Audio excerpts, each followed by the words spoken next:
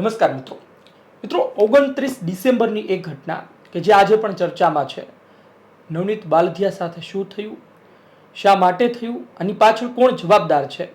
8 અજાણ્યા શખ્સો વિરુદ્ધ ફરિયાદ દાખલ કરવામાં આવી હતી, પકડવામાં પણ આવ્યા, પરંતુ એ શું સીમિત છે? શું હજી પણ મુખ્ય આરોપી પોલીસ પકડથી દૂર છે? પોલીસની ભૂમિકા શંકામાં કેમ રહી? રાજકીય નેતાઓ આમાં કેમ જોડાયા? તેનાથી આ મુદ્દો કેટલો આગળ વધ્યો?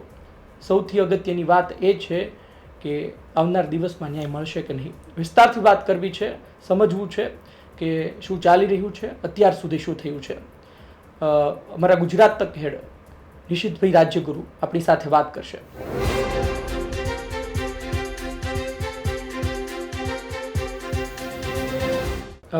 સૌથી પહેલો સવાલ મારો એ છે કે આમ તો 24 ડિસેમ્બરે ડાયરો હતો. એ ડાયરામાં એમણે યોગેશ સાગરને મેનેજિંગ ટ્રસ્ટી કહ્યા. ત્યારબાદ આપણને ખબર છે કે ભાઈ ફોન આવ્યો, એમણે માફી માંગી અને પછી 29 ડિસેમ્બરે તેમના પર હુમલો થયો. ત્યારબાદ ફરિયાદ દાખલ થઈ. પોલીસની ભૂમિકા તમે ક્યાં જુઓ છો? શું પોલીસની ભૂમિકા પર આજની તારીખે પણ શંકા જાય એ બરોબર છે? જો ધાર્મિક પોલીસની ભૂમિકાના કારણે જ આ આખો મામલો અહીંયા સુધી પહોંચ્યો છે. જો પોલીસે વ્યવસ્થિત કામ કર્યું હોત તો મને લાગે છે કે કોઈ પણ ગુનો, જ્યાં પણ ગુનો બને, જો પોલીસ એમની ભૂમિકા ત્વરિત નિભાવી દે અને યોગ્ય દિશામાં નિભાવે તો મને નથી લાગતું કે એનો ક્યાંય વિરોધ થયો હોય. મેં મારા પત્રકારત્વના આટલા લાંબા કરિયરમાં ક્યારેય આવું જોયું નથી. પણ વિવાદ ત્યારે જ થાય જ્યારે પોલીસની ભૂમિકા શંકાના ઘેરામાં આવે. હવે બગદાણાવાળા કેસમાં પોલીસની ભૂમિકા શંકામાં છે એ સાબિત 1 જાન્યુઆરીએ થઈ ગયું, જ્યારે બગદાણાના પીઆઈને તાત્કાલિક ત્યાંથી હટાવવામાં આવ્યા. જો એવું કશું જ ન થયું હોત તો પછી કોઈ પોલીસ ઉપર આંગળી ચીંધવાની સવાલ જ નહોતો. પણ પોલીસ ઉપર હવે આંગળી ચીંધાઈ જ રહી છે. સાબિત કેમ થઈ ગયું? કેમ કે તમે જુઓ કેટલા અધિકારી આ કેસમાં ફરી ગયા. પહેલા બગદાણાના પીઆઈને હટાવવામાં આવ્યા, પછી ડીવાયએસપી ઝાલા મેડમ તપાસ કરી રહ્યા હતા, પછી કેસી પટેલ મહુવાના પીઆઈને તપાસ આપી અને ફાઇનલી રાજકીય પ્રેશરના કારણે એસઆઈટીનું ગઠન થયું. આપ વિચાર કરો, આવો જ કેસ તમને યાદ હશે, પાયલ ગોટી અમરેલીમાં પણ થયો. જો નિલરિત રાયને તપાસ સોંપવામાં આવી, પછી આખું સત્ય બહાર આવ્યું ને પછી ઘણું બધું થયું. એવી જ રીતે કોઈ પણ કેસમાં પોલીસની ભૂમિકા જ્યારે શંકામાં આવે ત્યારે એ કેસમાં શું થઈ શકે એવા અનેક દાખલાઓ વચ્ચે બગદાણાનો વધુ એક દાખલો જોડાઈ ગયો છે. બગદાણાના કેસમાં ભાવનગર પોલીસ પર માછલા ધોવાયા. ભાવનગર પોલીસના કર્મીઓ જે લાગતા વળગતા છે, હું બધાને બદનામ કરવાનો કોઈ મતલબ નથી ને કરાતા પણ નથી, પરંતુ જે લાગતા વળગતા અધિકારીઓ હતા એમણે ભૂમિકા નિભાવી નહીં. એમણે તપાસ જો ત્યારે જ કરી હોત અથવા તો ત્યારે શંકા પેદા કરી હોત. હવે આપ જુઓ કે ડાઉટફુલ કેટલું બધું છે. ડીવાયએસપી ઝાલાનું 29 તારીખે આ ઘટના ઘટી, 30 તારીખે ડીવાયએસપી ઝાલા પત્રકારને સંબોધે છે અને 30 તારીખે જ કહી દે છે કે આમાં કોઈ મોટા માથા ઇન્વોલ્વ નથી. અરે ભાઈ, 24 કલાકની તપાસમાં શું તમને ખબર પડી ગઈ કે આમાં કોઈ મોટા માથા ઇન્વોલ્વ નથી? શું 24 કલાકની તપાસમાં આરોપીઓએ જે કીધું એ તમે માની પણ લીધું? એટલે હું એવું માનું છું કે જ્યારે કોઈ ફરિયાદી કોઈ વ્યક્તિ પર આંગળી ચીંધે તો સામાન્ય રીતે થાય એવું ધાર્મિક કે પોલીસ એની ઊંડાણપૂર્વક તપાસ કરે, આરોપીના રિમાન્ડ મેળવે, રિમાન્ડમાંથી સત્ય એની પાસેથી બોલાવવાનો પ્રયાસ કરે. આ તો પ્રોસેસ છે. ડીવાયએસપી ઝાલા 24 કલાકમાં પત્રકારોને કહી દીધું કે આમાં કોઈ મોટા માથા ઇન્વોલ્વ નથી, આમાં એ તો મેટર જ નથી. એટલે કહેવાનો મતલબ ત્યારથી જ એ સોય મુકાઈ ગઈ હતી કે આમાં પોલીસ કેમ આવા જવાબ આપે છે. એટલે પોલીસ તો સ્વાભાવિક રીતે શરૂઆતના સમયમાં હવે ભીનું સંકેલવાનો પ્રયાસ કર્યો. એક વાત એવી પણ છે કે તમે જુઓ કે એસઆઈટી ની રચના થઈ ચૂકી છે. આ પોલીસની વાત ચાલી રહી છે એટલે હવે એસઆઈટી સુધી વાત પહોંચી. હવે એસઆઈટી ના આ પ્રકારના કેસમાં રિપોર્ટ આપતા 3 મહિનાનો સમય લાગે, 90 દિવસ લાગે. પણ કોણ જાણે આંદોલનકારીઓને કોઈ એવું કીધું છે અથવા તો ખબર નથી અથવા તો કોઈ પાછલા બારણે એ પ્રકારનું કહી રહ્યું છે. એ લોકો એવું કર્યા છે, રિપોર્ટ કેમ નથી આપવામાં આવતો, રિપોર્ટ આપવામાં આવે. તો તમને શું લાગે છે કે જે રાજકીય નેતાઓ મળતા હશે એ વાત કરતા હશે કાયદાકીય? આમાં કેવું છે ધાર્મિક, કદાચ મારી વાત કેટલાક લોકોને ગળે ન ઉતરે, કેટલાક લોકોને ખોટી લાગે, કેટલાક લોકોને માઠું લાગી જાય, પણ હકીકત એ છે કે કેટલાક એવા ફોટા પડાવવાના શોખીન લોકો ભોળી પ્રજાને ગલગલિયા કરે છે કે હજુ કેમ એસઆઈટીએ તપાસ ન કરીને હજુ. હવે ઈ સવાલ ઉઠાવનાર વ્યક્તિને પણ ખબર છે કે એસઆઈટી ની તપાસ કેવી રીતે થાય. જો એક પદ્ધતિ હોય અને એ પદ્ધતિ વિશે અવાજ ઉઠાવનારા જે કેટલાક લોકો છે સમાજના, એમને ખબર હોવા છતાં આ પ્રકારના ઉશ્કેરણીજનક કેટલાક વિડીયોઝ આવ્યા. બીજી વાત એક એડ કરી દઉં કે આ સામાજિક મુદ્દો તો નથી જ, હતો પણ નહીં અને થવાનો પણ નથી, અને એના ભરપૂર પ્રયાસ મને લાગે છે કે નેતાઓ પણ કરે છે. પણ જ્યારે એસઆઈટી ની તપાસ સોંપાઈ ગઈ, એ બધો જ નિર્ણય થઈ ગયો. આપ શરૂ કરો કે પીઆઈ ને સસ્પેન્ડ અથવા તો ત્યાંથી પદ પરથી દૂર કર્યા પછી કેટલી કાર્યવાહી તાત્કાલિક થઈ, ધારાસભ્યો મળ્યા. હવે એ પછી તો નવનીત બાલદિયાને રજા આપવાની તારીખ આવી ગઈ, એ ઘરે બગદાણાએ જતા રહ્યા, ખાટલે આરામે કરી રહ્યા છે. પણ છેલ્લા દિવસ સુધી તમે જુઓ કે ધાડાના ધાડા નવનીતભાઈને મળવા ગયા. એની પાછળનું કારણ એ છે કે અંદર ખાને કેટલાક લોકોને એવી બીક હતી કે આપણે ફોટો પડાવવામાં રહી ન સરપંચ થી લઈને કેન્દ્રીય મંત્રી સુધી બધા આવી ગયા. હું એમ કહું છું કે જ્યારે હીરા સોલંકીની એન્ટ્રી થઈ, કાર્યવાહી શરૂ થઈ ગઈ, પરસોત્તમભાઈ સાથે નવનીતભાઈની વાત કરાવી દીધી, પછી તો રાજકીય નેતાઓ તો ચલો મળે, કારણ કે હીરાભાઈએ જ કીધું હોય, પરસોત્તમભાઈએ કીધું હોય, આ તો બધી અંદર ખાને રાજકીય ખેલ ન ખબર હોય લોકોને. પણ એ પછી આપ જુઓ કે ઇન્ફ્લુએન્સર પણ પહોંચ્યા, કહેવાતા સમાજના નેતાઓ પણ પહોંચ્યા, અને એમાં પહોંચ્યામાં વિરોધ ન હોઈ શકે. પણ ભાઈ એસઆઈટી ની રચના થઈ ગઈ, એસઆઈટી તો હવે 90 દિવસ સુધી ઊંડાણપૂર્વક તપાસ કરશે. તો પછી નવનીતભાઈને મળીને ત્યાં તીખા ભાષણ કરીને તમે શું કરવા માંગો છો? ત્રીજો અને ફાઇનલ મુદ્દો તમારા સવાલનો, ધાર્મિકભાઈ કહી દઉં તમને કે નજીકમાં ચૂંટણી આવે છે. અને આમાં આ વિશે પણ એક સવાલ હતો. સવાલ એ હતો કે તમે જુઓ કે 29 ડિસેમ્બરે આ હુમલો થયો, 1 જાન્યુઆરી નવું વર્ષ 2026 નો, ને પહેલા જ દિવસે હીરા સોલંકીએ ઘણનો ઘા મારી દીધો, એ પહોંચી ગયા. મારો સવાલ એ છે કે હીરા સોલંકી 1 તારીખે ન પહોંચ્યા હોત, આ મુદ્દો ક્યાં હોત? જો હીરા સોલંકી 1 તારીખે નવનીતભાઈના ઘરે ન પહોંચ્યા હોત એમને હોસ્પિટલ મળવા, તો મને લાગે છે કે નવનીતભાઈ હજી પણ કદાચ નવનીતભાઈને કોઈ ઓળખતું હોત નહીં. નવનીતભાઈનો મુદ્દો એટલા માટે જ ચર્ચામાં આવ્યો કારણ કે હીરા સોલંકી એમને મળવા ગયા હતા. આવા હું તમને 25 દાખલા દેખાડી દઉં કે જ્યાં કોળી સમાજના યુવાન કે કોળી સમાજમાંથી આવતા કોઈ દીકરા સાથે અન્યાય થયો હોય ને લોકોને ખબર એ નહીં હોય. હમણાં એક ભાવનગરમાં મર્ડર થયું, કોઈ અને જો મર્ડર થયું, હવે તો અંદરો અંદરની કંઈક વાત હતી પૈસાની લેવડ દેવડમાં, એમાં એનું મર્ડર થઈ ગયું, અને આરોપી પણ જે છે એની પણ પોલીસે અટક કરી લીધી. કહેવાનો મતલબ ઘણા એવા દાખલાઓ આપ જોઈ લો કે એવું તો છે ને, કોળી સમાજ કેટલો મોટો છે, વિશાળ છે. હવે એમની સાથે ખૂણે ખાચરે થતા અન્યાયમાં શું બધી વખતે હીરાભાઈ જાય છે? શું બધી વખતે કોળી સમાજમાંથી આવતા 15 ધારાસભ્યમાંથી પણ એક ક્યાંય જતા જોયા છે? આ નવનીત બાલધિયાનો કિસ્સો અથવા એમની સાથે થયેલો અન્યાય એટલે જ ઉજાગર થયો કારણ કે હીરા સોલંકીએ રસ લીધો. અને બીજું તમને કહી દઉં, બાકીના 13 ધારાસભ્ય એટલે જ રસ લીધો કારણ કે હીરાભાઈએ રસ લીધો. આમ તો હીરાભાઈ સોલંકીએ શક્તિ પ્રદર્શન પણ કર્યું, શક્તિ પ્રદર્શન ને પણ એ પણ સાબિત કર્યું ને કે એ ઊભા થાય તો પાછળ કોળી એમએલએ બધા એની સાથે છે. તમે જુઓ 1 તારીખે હીરા સોલંકી હનુમંત હોસ્પિટલ જાય છે, નવનીતભાઈને મળે છે, ત્યાંથી પરસોત્તમભાઈ સાથે ફોન પર વાત કરાવે છે. હવે હું જનતાને પણ પૂછું ને તમને પણ પૂછું, તમે ક્યારેય ભૂતકાળમાં એવી ઘટના જોઈ છે કે હીરાભાઈ એમના ફોન ઉપરથી પરસોત્તમભાઈને કોઈકની સાથે વાત કરાવે ને એનો વિડીયો આવ્યો હોય? તમે જોયો નહીં હોય. તો આ કેસમાં તમે જોયો પહેલી વાર, એટલે એક મેસેજ એવો પણ હતો કે બંને ભાઈ આ મામલે સાથે છે. નંબર 1. બીજો સૌથી મહત્વપૂર્ણ મુદ્દો કે તુલ કેમ પકડી આ વિવાદે. હીરાભાઈ નવનીતભાઈને મળીને હોસ્પિટલની બહાર આવે છે. હોસ્પિટલ 4 થી 5 હજાર લોકો ભેગા થાય છે, ને ત્યાં હીરાભાઈ એક વાક્ય કહે છે કે હું એટલે આવ્યો છું કે ભવિષ્યમાં કોઈ કોળીનો ચાળો ન કરે.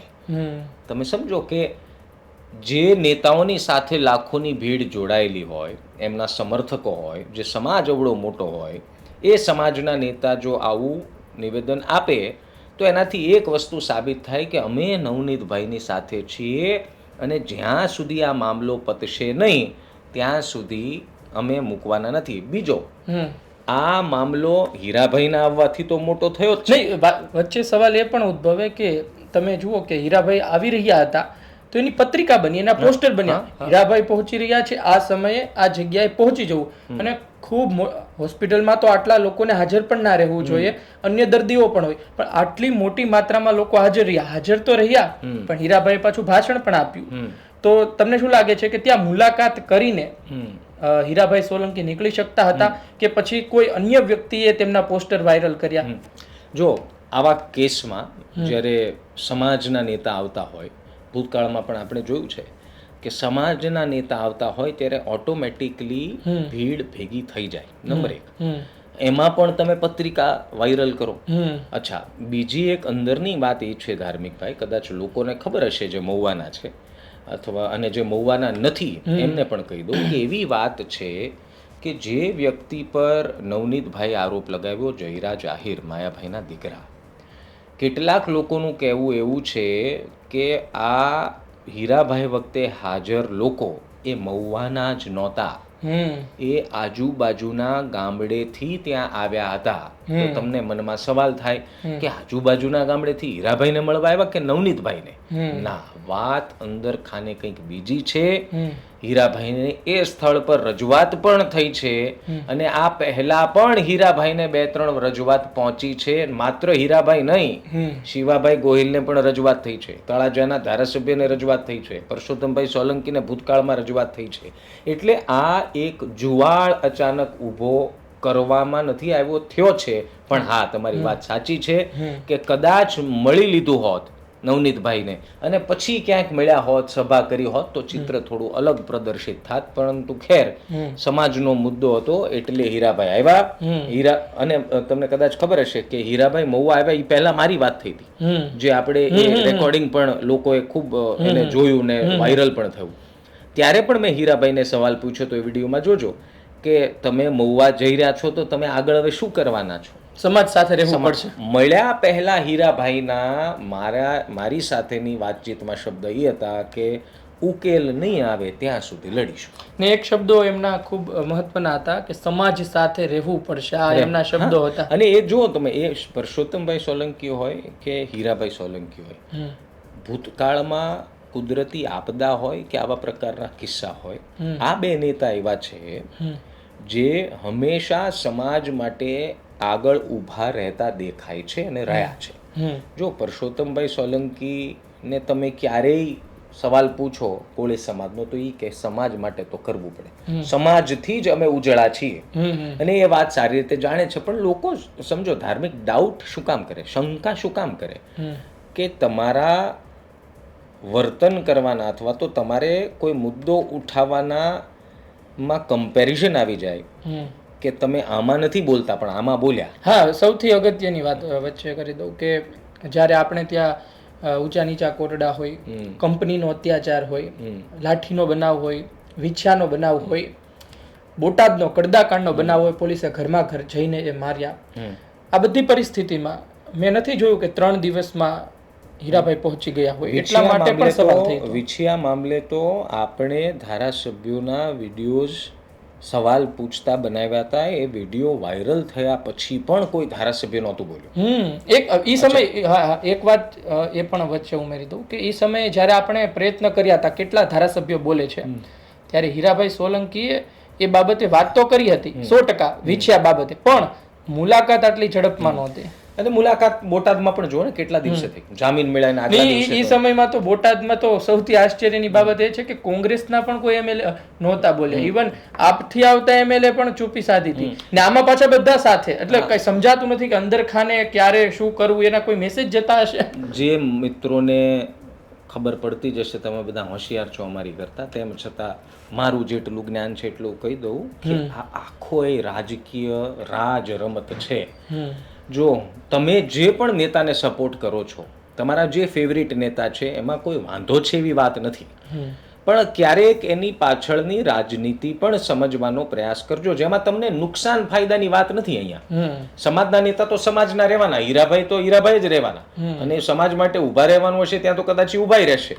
પણ 15 ધારાસભ્યોનું આવવું, 3 સાંસદોનું આવવું, કેબિનેટ મંત્રીનું આવવું, એ શું સાબિત કરે છે? એ સાબિત કરે છે કે આ સૌરાષ્ટ્રના પટ્ટામાં, ખાસ ભાવનગર રૂરલ, તળાજા, રાજુલા, મહુવા, આ પટ્ટામાં કોળી સમાજનો દબદબો હજી પણ યથાવત છે એ સાબિત કરવાનો છે. અને બીજું, મેં પહેલાં કહ્યું એમ કે આગામી સમયમાં સ્થાનિક સ્વરાજની ચૂંટણી આવે છે, એમાં સમાજની એકતા બહુ મોટો રોલ અદા કરે. સમાજની એકતા સાબિત કરે કે કઈ બાજુ પલડું ચૂંટણી પહેલાંથી ભારે છે. એક વાત એ છે કે કોઈ પણ વિધાનસભા હોય એટલે આપણે માનીએ કે કોઈ જગ્યાએ કોળી સમાજ ખૂબ મોટી સંખ્યામાં છે, બહુમતીમાં છે, પણ ત્યાં બીજા સમાજ પણ રહે છે. એની સંખ્યા કોઈ 5,000 હોય, કોઈ 10,000 હોય, કોઈ 2,000 હોય. કહેવાનો અર્થ એ છે કે આ પ્રકારની ઘટના બને ત્યારે હું આહિર સમાજ અને કોળી સમાજને બાદ કરતા ઇતર સમાજનું કહું છું. એ નાના નાના સમાજ શું વિચારતા હોય ને જ્યારે એ પછી મતદાન કરવા જાય, નજીક ચૂંટણી હોય, ત્યારે એ શું જોઈને પછી મતદાન કરતા? આની અસર એના મસ્તિષ્કમાં કેવી પડતી હોય છે? આપણા દેશમાં અને ખાસ આપણા રાજ્યમાં અધોગતિ એ વાતની છે કે લોકો સમાજને ધ્યાનમાં રાખીને મતદાન કરે. નંબર 1. પહેલી વાત તો એ હોવું જ ન જોઈએ. અને એના અસંખ્ય દાખલાઓ આ ગુજરાતમાં બની ચૂક્યા છે કે સમાજે હાથમાં ખભે ઊંચકીને એમને નેતા બનાવ્યા હોય અને એ જ નેતા પછી સમાજના કોઈ કામ આવતા નથી. એવા એ દાખલા છે કે એ નેતા સમાજનું કરી ખાય છે, પછી જનતા અફસોસ કરે. પણ જ્યારે ચૂંટણીનો માહોલ બને ને ધાર્મિક, ત્યારે ફરી એ મુદ્દો આવી જાય છે. તમે બહુ સારો સવાલ કર્યો કે ઇતર જ્ઞાતિ એને શું વિચારવાનું આમાં? લાઈક એક જગ્યાએ પીડિત છે, એક જગ્યાએ ચાલો કદાચ એમ કહે કે ભાઈ આ વ્યક્તિ છે, આરોપી આ છે, પણ બીજા જેને લાગતું વળગતું નથી, એક સામાન્ય નાગરિક તરીકે એને જુએ છે. સામાન્ય રીતે સ્થાનિક સ્વરાજની ચૂંટણીમાં કે વિધાનસભામાં એ પહેલેથી નિર્ધારિત જેવું જ હોય કે અહીંયા કયા ઉમેદવારને ટિકિટ મળશે. તમે સમજો કે જેમ કે મહેસાણાથી તમને ખબર હોય કે પટેલ સમાજના ઉમેદવારને ટિકિટ મળી શકે, કેમ કે મતદાન એમનું વધુ છે. અને લોકોને એવું થઈ ગયું છે હવે કે કદાચ કોઈ બીજાને ટિકિટ આપી દે તો લોકોને નવાઈ લાગે કે આમને ક્યાંથી ટિકિટ મળી. તકલીફ એ છે કે આ જાતિ જ્ઞાતિના વાડાથી કોઈને બહાર આવવા નથી દેવામાં આવતા અને લોકો પણ એમાં રચ્યા પચ્યા રહે છે. અંતે થાય છે એવું કે ઇતર જ્ઞાતિના લોકોને અમે સાચવીશું આવું નેતાઓ બાંગા મારે ને નાની નાની પછી બેઠકો પણ કરે, જમણવાર કરે. આપને ખબર છે વાવમાં જ્યારે પેટા ચૂંટણી હતી ત્યારે કોંગ્રેસના ગુલાબસિંહ રાજપૂત અને ભારતીય જનતા પાર્ટીના સ્વરૂપજી એ બધી જ જ્ઞાતિના લોકો સાથે મીટિંગ કરી. એ ખબર હોવા છતાં કે ત્યાં મતદાનમાં વર્ચસ્વ કોનું છે. ને આપણે ત્યાં મહુવામાં તો આ તો ચાલો હવે વિધાનસભા ચૂંટણી આવશે પટ્ટામાં, પણ આપણે તો ત્યાં એવું પણ છે કે દરેક સમાજના અલગ અલગ જમણવાર કરો તમે, ને જેનું ખાધું હશે એને મત આપશે, એવી એક વિચારધારા સાથે. હજી તમે જુઓ કે ચૂંટણી સમયે રૂપિયા વેચવાના આરોપ, દારૂ વેચવાના આરોપ, ને આવી રીતે સારી સારી વાત કરીને લોકોને ભોળવવાના આરોપ. તમે એ લિસ્ટ કાઢો અને નેતાને પૂછો કે તમે સમાજના નામે મત લીધા તો સમાજ માટે કેટલું કામ કર્યું. ને આમાં પાછું કોઈ કોળી સમાજથી નથી આવતો વ્યક્તિ, બહુ નાના સમાજથી આવે છે. ચાલો આપણે સાવ નાના પણ નહીં, પણ એવો સમાજ કે ચાલો 10,000 15,000 વસ્તી હોય, ખૂબ સારો છે, શિક્ષિત છે, એને ખબર છે શું સાચું શું ખોટું, કરપ્ટ નથી, સૌથી મોટી વાર ભ્રષ્ટાચારી નથી, એક રૂપિયો નથી જોતો, એને સેવા જ કરવી છે. એવા વ્યક્તિને ચૂંટાવવું છે, એમએલએ બનવું છે, શક્ય છે? નહીં, શક્ય નથી. તમે જુઓ કે રાજકીય દ્રષ્ટિકોણથી વિધાનસભાનું ચિત્ર એવી રીતે ઊભું કરવામાં આવ્યું છે. તમે મહુવાની વાત કરી, તમે મહુવામાં વિચાર કરો કે છેલ્લે કોળી ઉમેદવાર સિવાય કયા પક્ષે કોને ટિકિટ આપી હશે. હે ને? તમે આમ ઇતિહાસ જોવો પડે કે છેલ્લે ક્યારે કોને ટિકિટ મળી. એટલે કોંગ્રેસ આહિર સમાજથી ટિકિટ આપતી હતી, કનુભાઈને ટિકિટ આપી હતી, કનુભાઈ જીત્યા હતા અને 2007 ભાજપે ટિકિટ આપી, જીત્યા, પછી કનુભાઈને કોંગ્રેસે પણ ઉતાર્યા, પણ એ સફળ ના રહ્યું. એટલે કહેવાનો મતલબ, અને એમાં ખોટું નથી. શું કામ હું એવું કહું છું?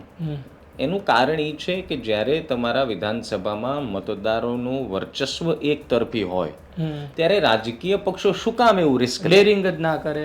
કેમ કે એ તો જીતવા માટે લડે છે. આ તો સત્તાની લડાઈ થઈ ગઈ ને ભાઈ. હું એમ કહું છું કે બગદાણાથી કાલ ઉઠીને સ્થાનિક સ્વરાજની ચૂંટણીમાં તમે કદાચ એવું ચિત્ર જુઓ કે નવનીત બાલધિયા કોઈ ચૂંટણી લડે, પણ હવે ઈ સરપંચ પૂર્વ સરપંચ છે કારણ કે 3 સંતાનના પિતા છે અને એટલા માટે એમના ભાભી કદાચ બગદાણામાં સરપંચ છે.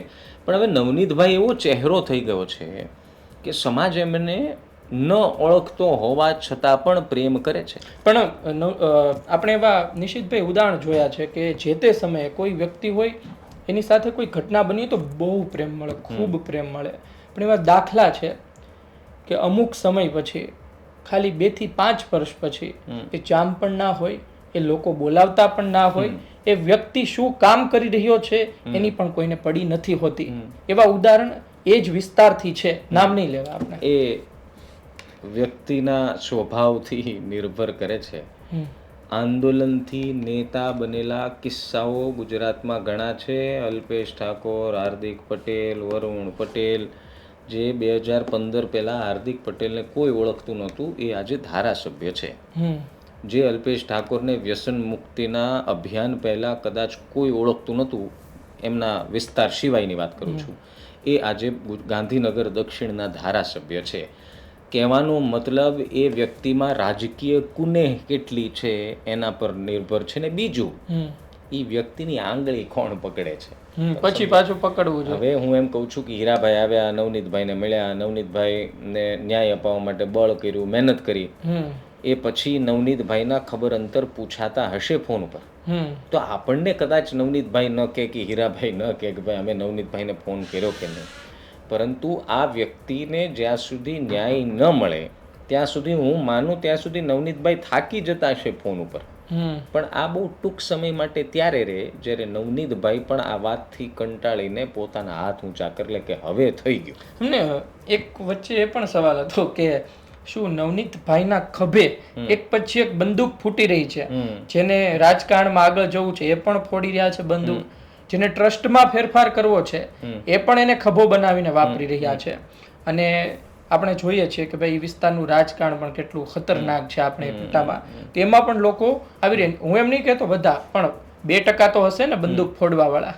નહીં, નવનીતભાઈને ખબર બધા કિસ્સામાં હોય, બધા આવા પ્રકારના કિસ્સામાં હોય. મને પહેલી વાત એ કહો કે આ લડાઈને સામાજિક લડાઈ કોણે બનાવી? કોણ છે વ્યક્તિ જેણે સમાજનું નામ આપ્યું? અરે આ તો વ્યક્તિગત મામલો હતો ને. 8 લોકોની ધરપકડ થઈ, આરોપ લાગ્યો માયાભાઈના દીકરા જયરાજ આહિર પર, અને બગદાણા ધામના ટ્રસ્ટી યોગેશ સાગરનું નામ આવ્યું. આ તો વ્યક્તિગત મામલો હતો. જાતે કરીને કોણે આને સામાજિક ચહેરો આપ્યો? મેં કેટલા એવા વિડીયો જોયા છે આહિર સમાજ અને કોળી સમાજ બંનેમાંથી કે જેમાં યુવાનો ઇન્સ્ટાગ્રામ સોશિયલ મીડિયા પર વિનંતી કરે છે કે આને સામાજિક ન બનાવશો, પણ બનાવીને પછી વિનંતી કરે. તેમ છતાં આ સામાજિક લડાઈનું ઝેર કોણે પૂર્યું એ સૌથી મોટો સવાલ છે. બીજો કે આખી બબાલમાં નવનીતભાઈના ખભે બંદૂક, જો આ વાતને સમજવા માટે તમારે એ સમજવું પડશે બધાએ કે 3 ભાગ છે આખા કિસ્સામાં. એક ભાગ પહેલો અને નરી આંખે દેખાયો કે નવનીતભાઈ ઉપર હુમલો થયો, નવનીતભાઈએ જયરાજ આહિર પર આરોપ લગાવ્યો અને એની પોલીસ તપાસ ચાલી રહી છે અને ન્યાય મેળવવા માટે નવનીતભાઈ જજુમી રહ્યા છે. આ પહેલો સીધો ભાગ જે બધાને દેખાય છે, જે આખા ગુજરાત માટે ક્લિયર છે. અને એને બેઝ બનાવીને બીજો ભાગ આ કહાનીનો છે રાજકારણ. તમે સમજો, હીરા સોલંકીએ કામ કરી દીધું હતું. હીરા સોલંકીમાં એ ત્રેવડ છે કે એમણે પહેલા દિવસે આવીને બગદાણા પીએ 24 કલાક નહોતા થયા એને મળ્યા, એ મહુવામાં હતા, અને ત્યાં ગાંધીનગરથી પીઆઈ માટે ઓર્ડર આવી ગયો, બગદાણાના પીઆઈ માટે. એમણે કામ કરી દીધું હતું. તો હવે મને એમ કહો કે બાકીના 13 ધારાસભ્યો, પરસોત્તમભાઈ, હીરાભાઈ બેને ગણી લઈએ, તો બાકીના 13 ધારાસભ્યોએ શું કામ કર્યું આવીને? જે કામ કરવાનું હતું તો હીરાભાઈ ફોન પર કરી દીધું કે ભાઈ પોલીસ સાથ નથી આપતી, પોલિટિકલ પ્રેશર બનાવવાનું. એક્ઝેક્ટલી. તો આ થઈ રાજનીતિ. અને ત્રીજો ભાગ આપ સમજો કે જે મને લાગે છે કે થોડું ઊંડાણથી સમજશો મારી વાતને તો તમને આઈડિયા આવી જશે કે આ કહાનીનો ત્રીજો ભાગ શું છે. આ કહાનીના ત્રીજા ભાગમાં જોડાયેલું છે કેટલોક છંછેડાયેલો ઇતિહાસ, ભૂતકાળ, જેમાં માયાભાઈનું અમરીશ ડેર પ્રત્યેનો પ્રેમની પણ વાત છે, જેમાં ધ્યાનથી સમજો, બહુ જવાબદારીપૂર્વક કહું છું, બગદાણા સંસ્થાના ટ્રસ્ટીઓ વચ્ચે ચાલતી નાની નાની રકઝગનો પણ ભાગ છે, યોગેશ સાગર જે મુંબઈના ધારાસભ્ય છે એ બગદાણા માટે કેટલાક કોઈને પૂછ્યા વગર જે નિર્ણય લેવાની વાત કરે છે એનો પણ ભાગ છે. એટલે એવું નથી, નવનીતભાઈ ઉપર હુમલો થયો છે, નરી આંખે દેખાય છે, એ સત્ય છે, એમાં કોઈ શંકા નથી. પરંતુ હુમલો માત્ર માયાભાઈએ માફી માંગી લીધી અથવા તો બુટલેગરોએ ફરિયાદ કરી અથવા રેતી ખનન માફિયાઓએ ફરિયાદ કરી, એટલા કિસ્સાઓ નથી. મૂળ કિસ્સો પાછળ કેટલોક દબાયેલો છે. કેટલાક લોકો એવું કહે છે કે અમરીશ ડેર સાથે માયાભાઈની નિકટતા અને અમરીશ ડેરનું હીરાભાઈ સોલંકી સાથે અણબનાવ જે જાહેરમાં નથી, અને હીરાભાઈને અમરીશભાઈને પૂછો તો બે એવું કે ભાઈ અમે એક જ પક્ષના નેતા છે ને અમે બહુ ખાસ મિત્રો છીએ, પણ બધા જાણે છે રાજુલામાં કે કેટલું ચાલે છે અથવા તો કેટલા ખાસ મિત્રો છે. બીજું, બગદાણા સંસ્થાનના ટ્રસ્ટી મંડળમાં આ સવાલ બગદાણામાં આજે પણ પૂછાય છે કે કોણ બગદાણા ધામના ટ્રસ્ટી મંડળમાં ઘૂસવાના પ્રયાસ કરે છે. સમજો અને આ વાતો હું તમને કહું, બગદાણામાં બધાને ખબર છે, બગદાણાની પ્રજા જે આ સાંભળતી હશે એને ખબર છે કે હું શું કહેવા માંગુ છું. કોણ ઈ વ્યક્તિઓ છે જેને રસ છે બગદાણા ધામનો વહીવટ જાણવાનો અથવા તો વહીવટ સંભાળવાનો. મંજી બાપા હતા ત્યાં સુધી બધું જ ઠરીઠામ બધું વ્યવસ્થિત ચાલતું હતું. મંજી બાપાની ગેરહાજરીમાં કોને અભરખા છે ટ્રસ્ટી થવાના? સમજો આ વાત, અને આ અંદરની કહાની છે, હું તમને કહી રહ્યો છું. અને છે કોણ એ વ્યક્તિ છે જેને વિકાસના નામે કેટલીક દુકાનો હટાવી છે? બગદાણાની પ્રજાને ખબર છે હું શું કહું છું. અને હું આ એટલા માટે બહુ ખુલીને નથી કહેતો કારણ કે આ બધી ચર્ચાતી વાતો છે ધાર્મિક, પણ હું એમ કહું છું કોઈ વાતો અમથી તો ચર્ચાય નહીં. કોઈ એવી ગામમાં ચર્ચા કરે કે નિશિતભાઈ કાલ ઉઠીને અમેરિકાના રાષ્ટ્રપતિ બનવાના છે, શક્ય નથી, કોણ ચર્ચા કરે? ચર્ચા ક્યારે થાય કે જ્યારે લોકોને શક્યતા દેખાય, જ્યારે લોકોને કંઈક શંકા દેખાય.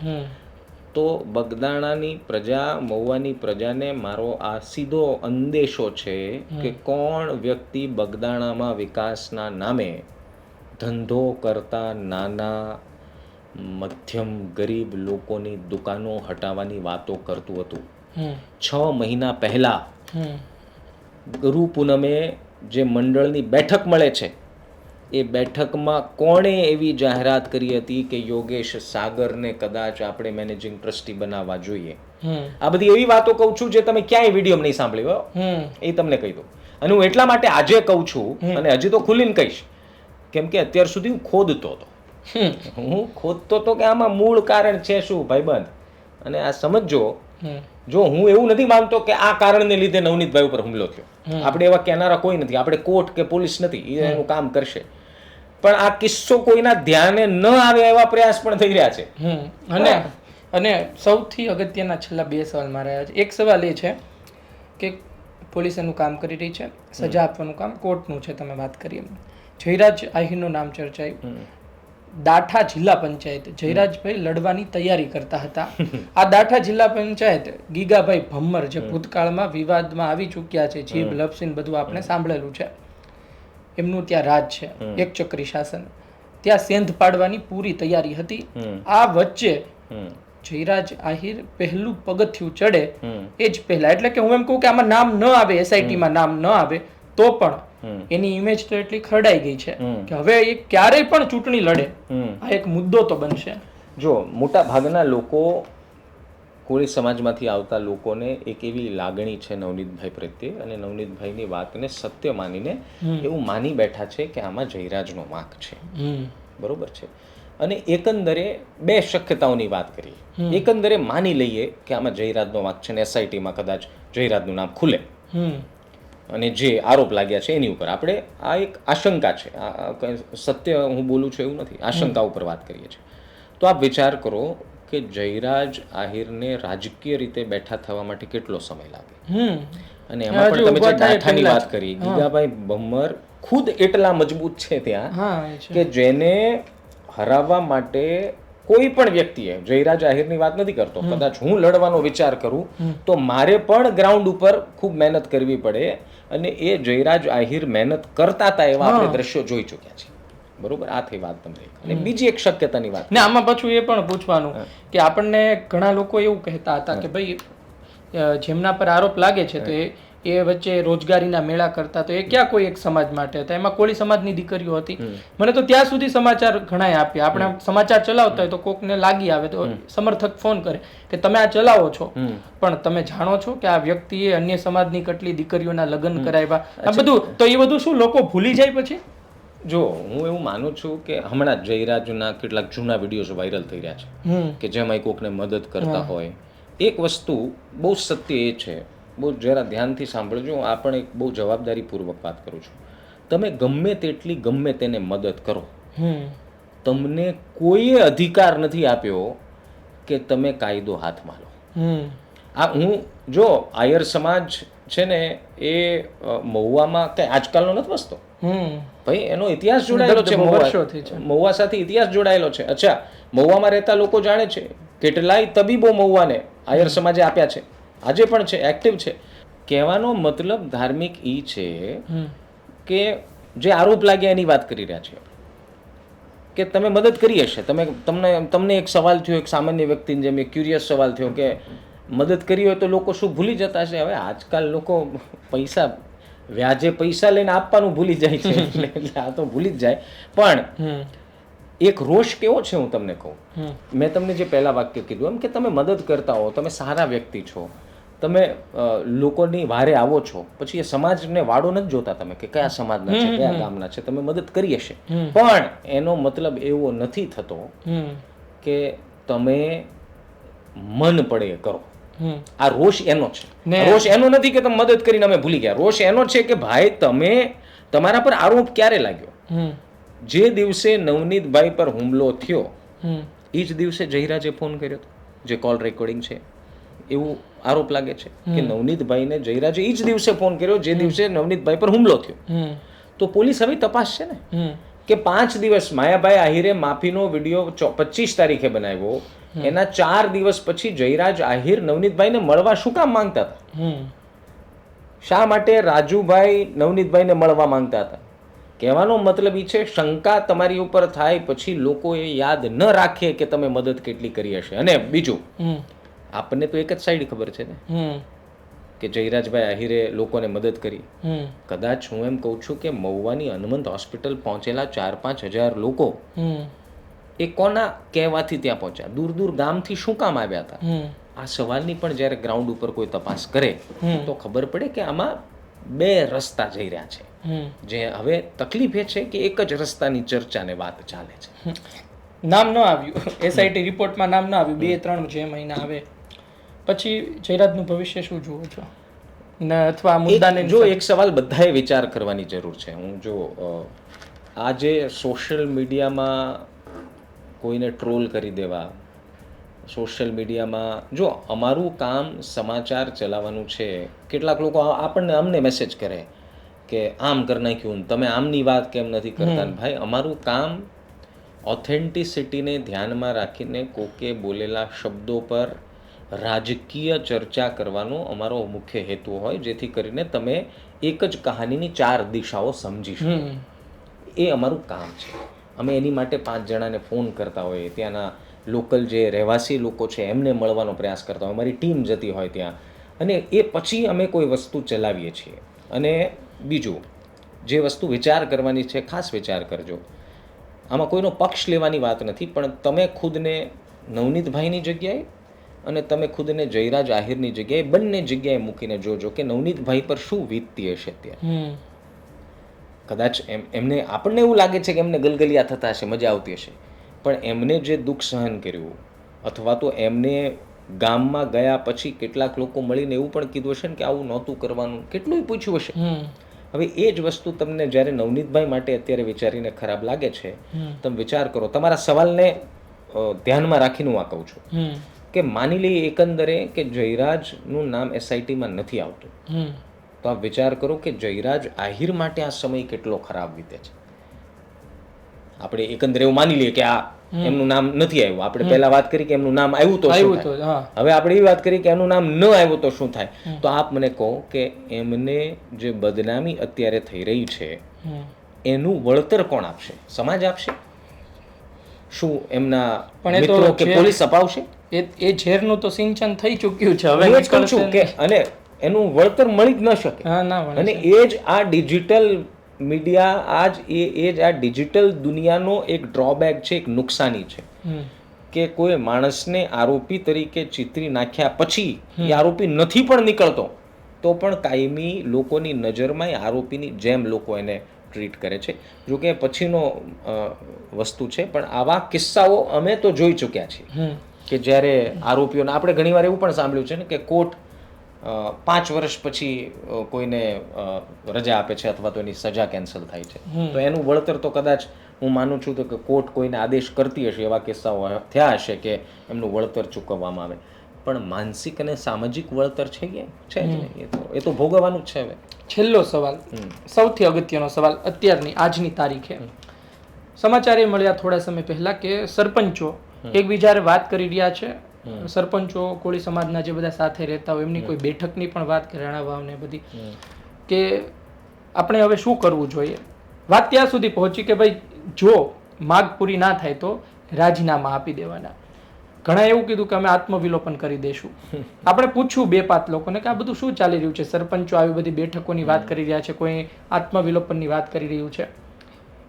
જાણકાર લોકો મહુવાના એ લોકો એવું કહે છે કે હવે મામલો છે ને વચ્ચે છે.